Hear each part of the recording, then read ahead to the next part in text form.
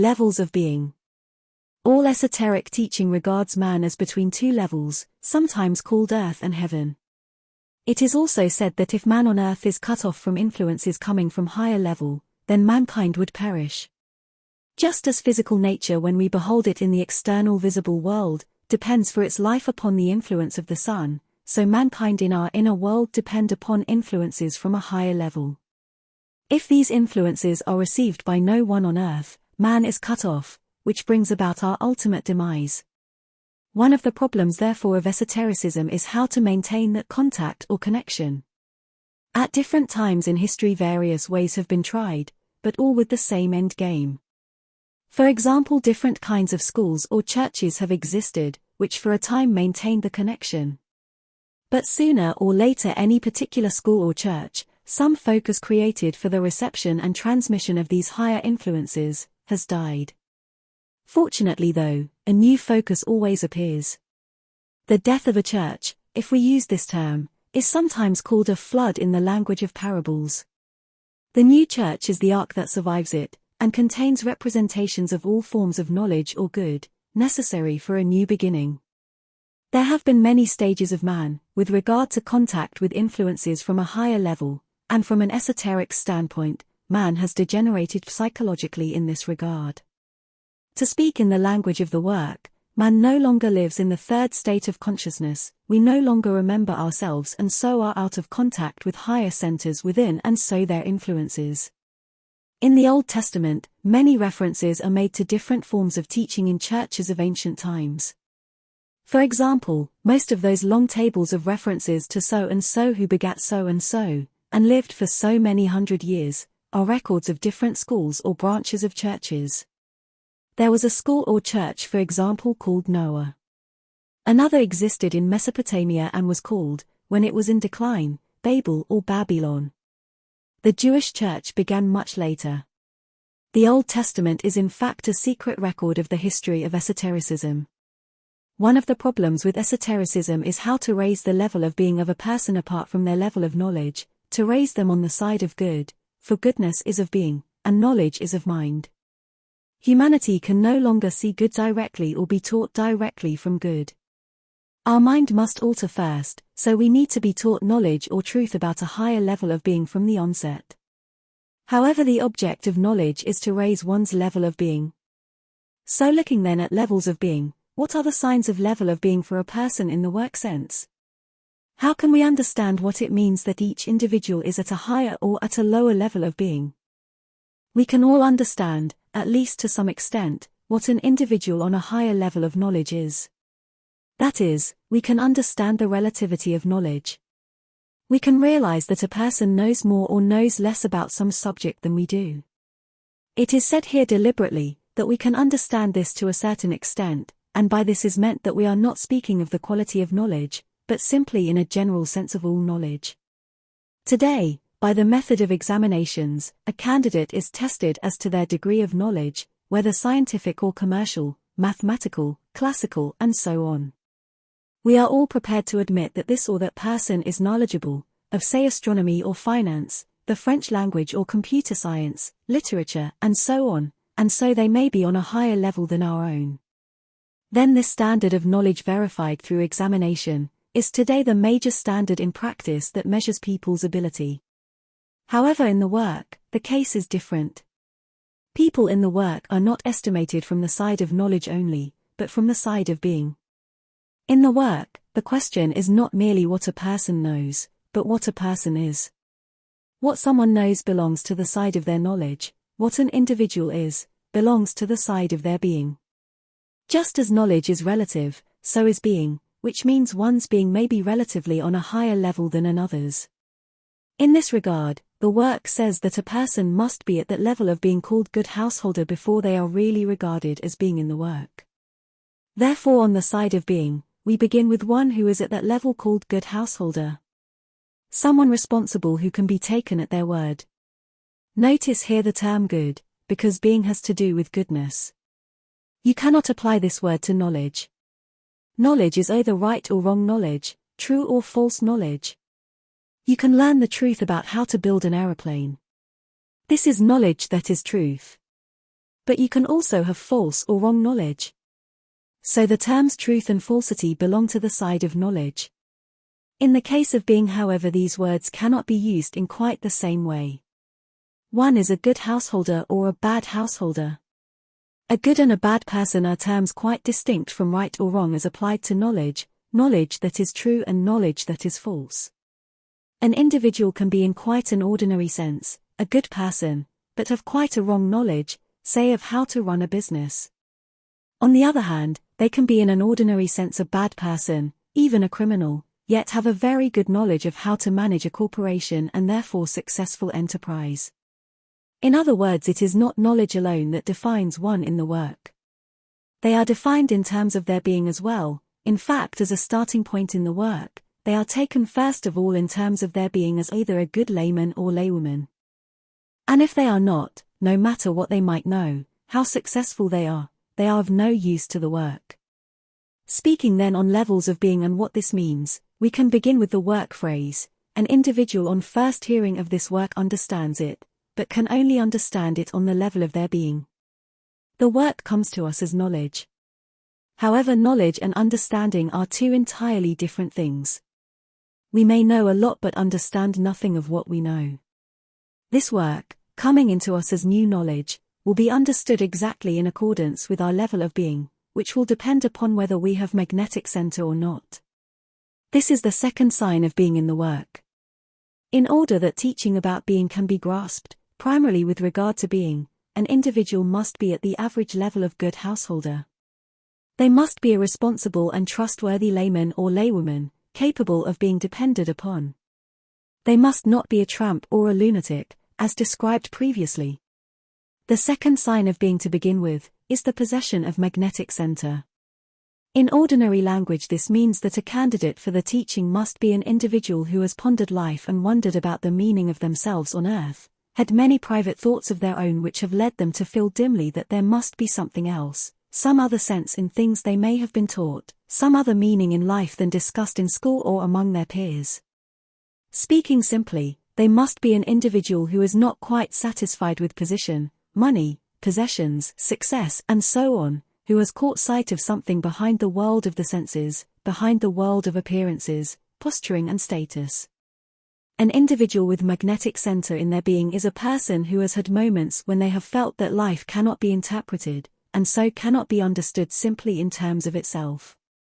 Sometimes in the country, in the woods, in open fields, driving down the road, we have seen something that has made us feel we are far away, not only from ourselves but from all real meaning. Or it may be some words read from the Gospels in school chapel that made us catch our breath. The sudden sight of someone, somewhere has awakened a strange feeling that we have forgotten something that we should have remembered always. We have been touched by a thought in some book, a song or a movie that seemed filled with a meaning we could not quite reach, and yet still recognized. When a person is convinced in their inner and most hidden thoughts, those that cannot easily be put into words, that there must be something else behind life, and yet at the same time they fulfill their task and do their job, accept their responsibilities and become what they must become, whether a soldier, sailor, doctor, priest, lawyer, administrator, secretary, nurse, and so on. They are both a good householder and an individual who has traces of magnetic center. To put it as brutally as possible, if a person believes in nothing but getting on in life and sees life as the fulfillment of all their needs, caring nothing for anything else except their entitlement, then they have no magnetic center. They may be a good householder but not quite in the work sense. For in the full work sense, a good householder is one who has fulfilled their duties in life in a responsible manner, but no longer believes in life. They no longer believe that life by itself leads anywhere, however they still believe that under the circumstances, they must still fulfill their duty as they are relied upon. To no longer believe in life as being capable of fulfilling all that we seek is one thing. To believe that there is something else that we must seek is another, for this latter means that an individual has magnetic center, something in them that points in a certain direction that does not obey the ordinary laws of a compass.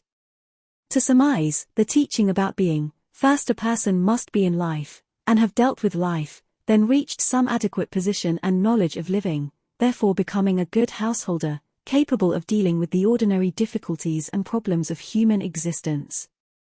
The work is not for those who seek to escape from the normal burdens of life into some fantasy world they believe they can manipulate. It is for normal decent people and starts from that level of being. It is important to understand this. Secondly, a person's being must have some traces of magnetic center.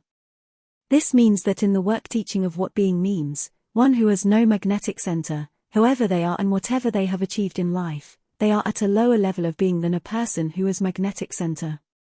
Here, we can see that the work teaching about being breaks away entirely from any ordinary concept of being. An individual who is on the general level of being called good householder and has magnetic center is at a higher level of being than the person who might in a broad sense be considered a good householder. Furthermore, one who has magnetic center but is not at the general level of good householder, someone belonging to the category known as tramp or lunatic, is at a lower level of being than is the good householder with no magnetic center. It is important to understand this first principle of the work about being.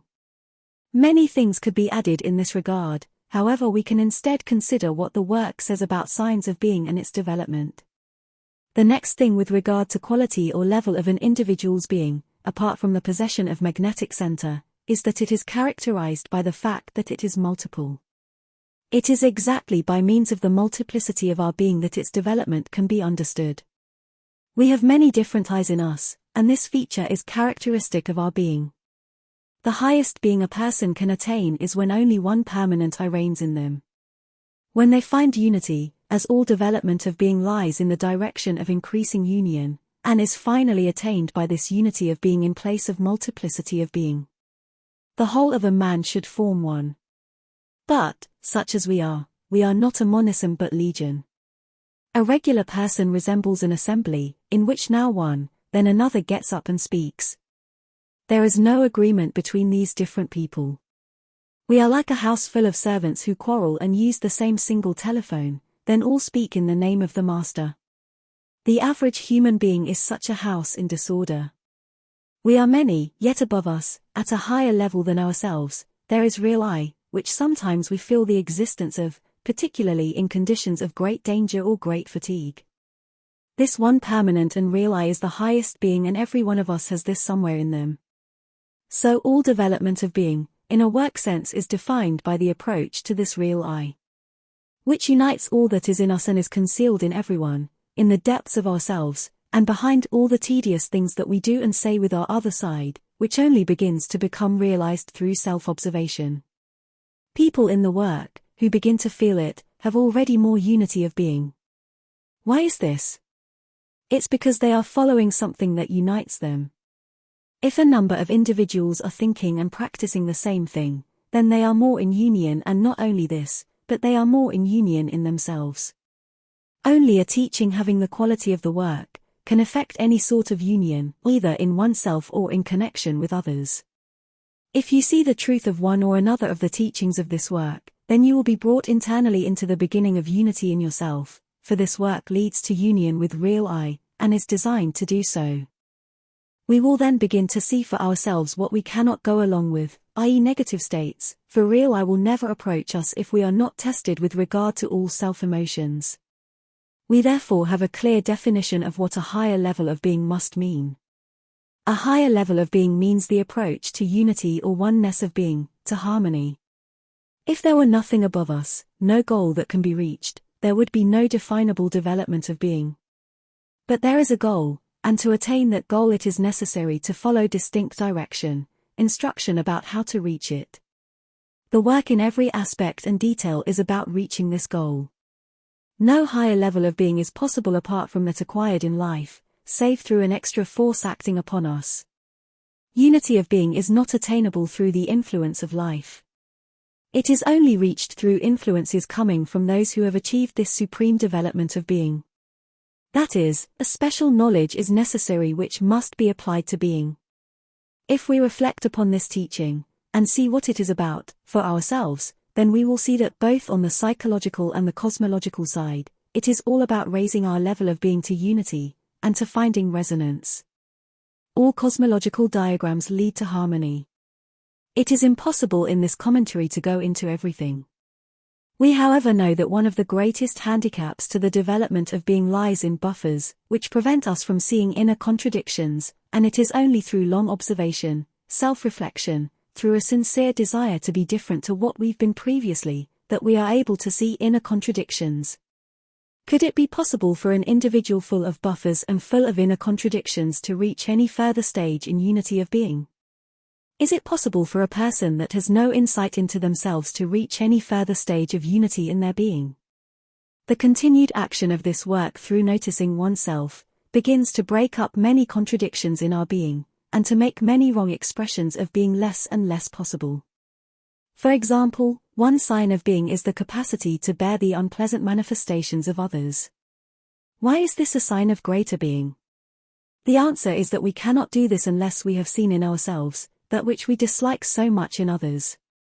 Another sign of greater being is to be able to remember and keep our aim. Why is this a sign of greater being? It means that we are more in our conscious eyes that are moving towards real I in us. If we have not yet learned to distrust, and so not to identify with eyes that we already know mislead us always, then how can we expect to feel more strength of being in ourselves? We are allowing our being to be controlled by the worst eyes in us.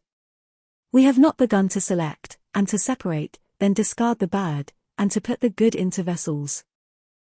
If we want to change our level of being, then we have got to see what our level of being is right now, what kind of a person we are over a period of time.